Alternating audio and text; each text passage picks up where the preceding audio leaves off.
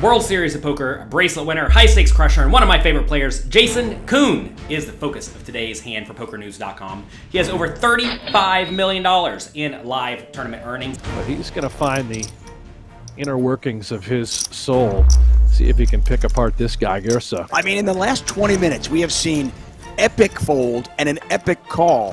This is some of the best poker I have seen ever. It's just unbelievable play. Let's find out why Jason Koon is widely considered to be one of the best poker players in the world today. 160. Jason Koon. Making it 160, sorry. Let's say min raise.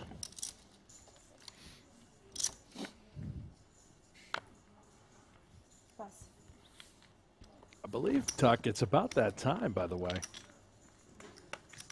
It's Masters o'clock, baby. Oh, Masters o'clock.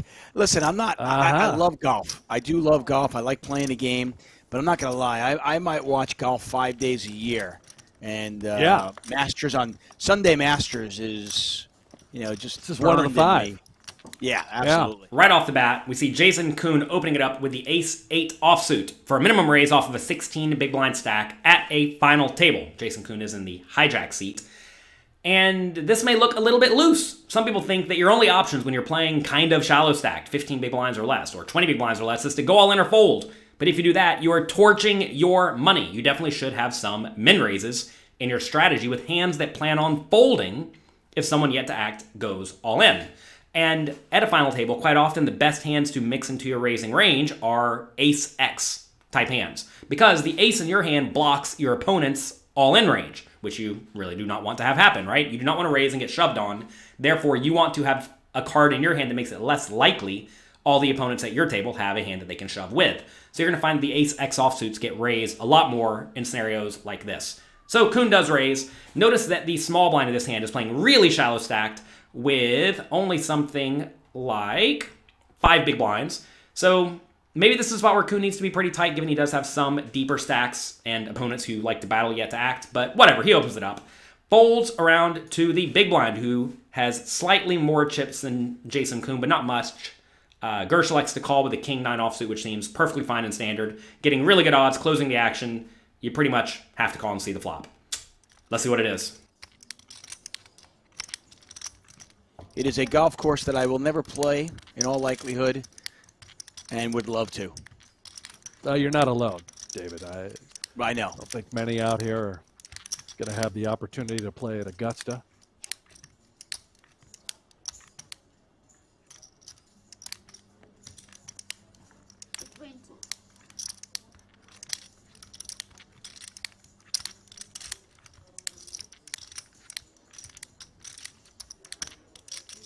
Many years ago, I got the opportunity to interview Jim Nantz. He was covering the NFL in the UK when I was living in London, and he often covers the Masters. And when I talked to him about that, you could see in his face that that was not a job for him. That was just pure love. Now, hold on. As we watch Gersa decide what to do with this king-9, he will flick in the call, but you said you interviewed Jim Nantz. The flop comes Jack 10-6, which is not really what Jason wants to see, given it does not connect with his ace-8 at all. And Gersh is actually going to have some reasonable hands on this board, such as a jack or a 10 or a decent draw. Despite that, though, I think Jason probably should make a medium-size continuation bet, such that in the ideal world, Gersh either shoves or folds, right? He really does not want to incentivize Gersh to call wide with all sorts of nonsense and may end up finding a reasonable bluff spot on the river. So Koon does go for a roughly half pot with this total garbage hand, and I think that's fine. You may ask, why would you want to bet with total garbage at the final table? Isn't it detrimental to lose an extra 220,000 chips? It's not detrimental. It's certainly not good. It's not what you're trying to have happen. But if you pick up the pot, that's obviously fantastic, because then you get closer to being one of the chip leaders at the table. Also, realize Gershon, the big blind, does have to be a little bit cautious here. It's not like he can just blast off hard, because both players in this hand have roughly the same amount of chips. So Koon does go for the roughly half pot bet. King 9 on Jack 10-6 is just good enough to stick around. I don't think you want to raise small here, because if you do raise small and get jammed, you probably have to fold. But notice in this scenario that Gersh actually has 37% equity, and usually it's going to be something like 37% or 28% or something like that, to the point that you don't really want to check raise this and fold it. So I think this hand is an okay one to call. Fine. Let's see what happens on the turn. Where was this? Yeah. Let's see a turn card and see if we get anything interesting coming out here. Both players with a straight draw now. Gersha's got a double gutter, though.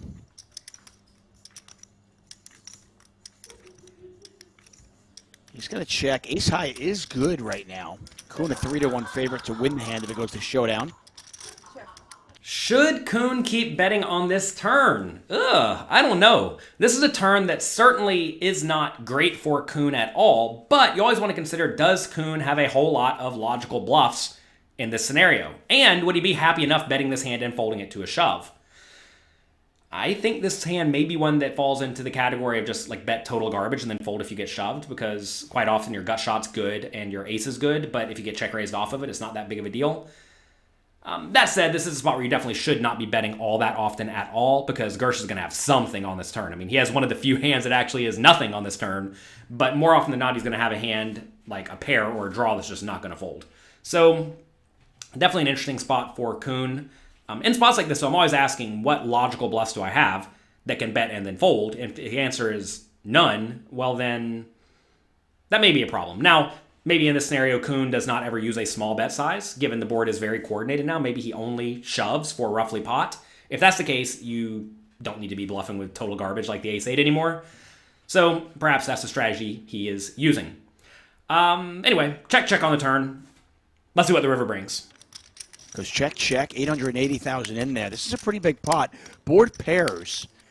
And does Gersha bet and try to get an ace high to fold? Koon did raise under the gun. Here we are on the river with just king high in Gersha's shoes. What would you do in this spot out of position against Jason Koon? Would you check and just give up in the pot? Would you bet small? Would you bet medium? Or would you bet big and put Jason all in? Let me know what you would do in the comment section down below. A very cool spot to do it. He certainly can have all of the sixes here that he was not going to give up on the flop. Would he bet a 10 for value at this point? I think so, yeah. And having a 9 key card as well in the hand, able to, sort of safely feel good about 9-8. That's what makes Koon's decision a little bit difficult, right? It's a 6. It's a jack that's value betting, no doubt. And then it's a lot of bluffs. Gersh needs to first figure out how many bet sizes does he actually want to have on the river. And typically, when you're out of position with roughly a pot size bet remaining, you usually want to have a tiny bet size and an all-in bet size. Now, you could perhaps mix in a medium bet size if you felt inclined, but from an implementable point of view, I think it's probably okay enough to use either a tiny bet size or a big bet size. Now, your tiny bet size range wants to include a lot of thinnish value hands, like a 10 or maybe even a 7, plus a few nuts, and also a few bluffs. While your big bet size is going to be used with a lot of your best hands, like mostly decently strong made hands like trips, a jack, stuff like that, plus some bluffs. So you have to figure out, where does this king 9 want to be slotted in when it comes to bluffing with it, because this king high does completely lack showdown value at this point. And this is where players do all sorts of things in this spot. Sometimes players will frequently bet this type of hand tiny. Some players will bet it using the all-in size. But I definitely do think you probably want to bluff with it in this spot, especially given Jason's range, even though I'm sure it's going to be very well protected and very strong enough, right? It's going to contain a lot of ace highs and king highs, and small and medium pairs. Maybe not small pairs, but a lot of medium pairs.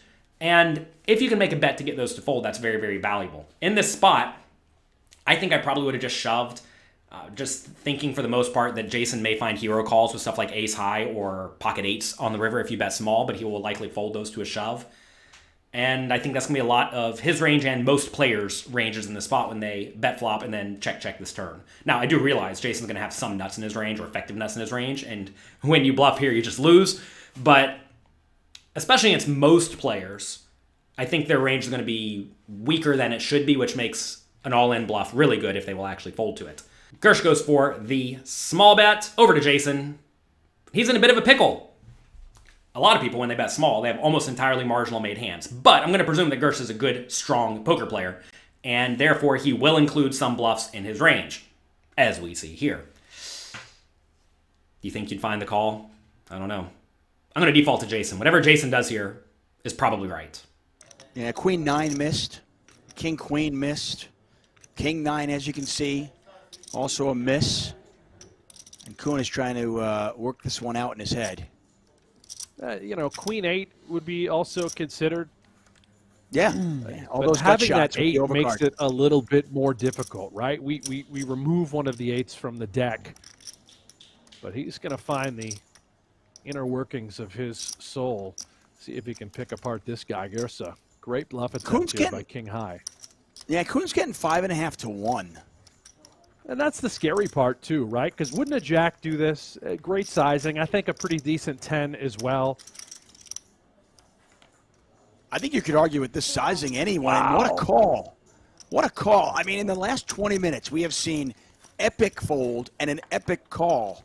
That's amazing. Just unbelievable. And Koon now up to 2 million chips. Gersha, who was our chip leader about 30 minutes ago, dips below 1 million chips. He's now on about 11.5 big blinds. Just, this is some of the best poker I have seen ever. This is just unbelievable play from everybody. Jason finds the call, and who'd have thought? He won the pot again.